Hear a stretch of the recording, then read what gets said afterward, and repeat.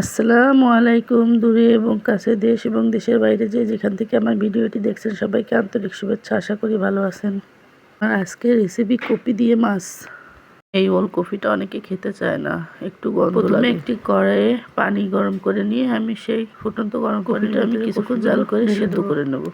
পুরোপুরি সেদ্ধ করব না, হাফ সেদ্ধ করব।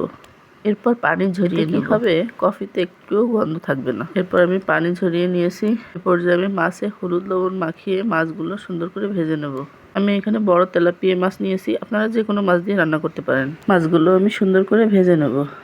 মাছগুলো ভাজা হয়ে গেছে, আমি অন্য একটি কড়াইতে পেঁয়াজ আর কাঁচা লঙ্কা এরপর বাটা মশলা নিয়েছি। কাঁচা লঙ্কা বাটা, পেঁয়াজ বাটা, রসুন বাটা, আদা বাটা, জিরা বাটা, শুকনো মশলা নিয়েছি, হলুদের গুঁড়া, ধনিয়ার গুঁড়া,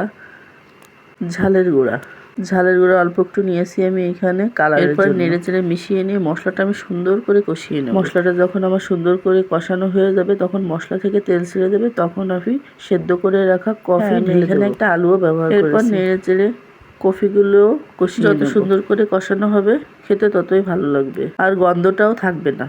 এ পর্যায়ে আমি কিছুক্ষণ কষিয়ে নিয়ে কষানোর জন্য আরেকটু পানি দিয়ে কষিয়ে নিয়েছি। আর কষানো হয়ে গেছে। এরপরে আমি ঝোলের পানি দেওয়া হয়ে গেছে। ঝোলটা যখন টকবগিয়ে ফুটে যাবে, এ পর্যায়ে আমি ভেজে রাখা মাছ দিয়ে কিছুক্ষণ জাল করে নিয়ে আমি ধনের পাতা দিয়ে নামিয়ে নেব। ভিডিওটি যদি ভালো লাগে লাইক কমেন্ট শেয়ার করে পাশে থাকবেন। আল্লাহ হাফেজ।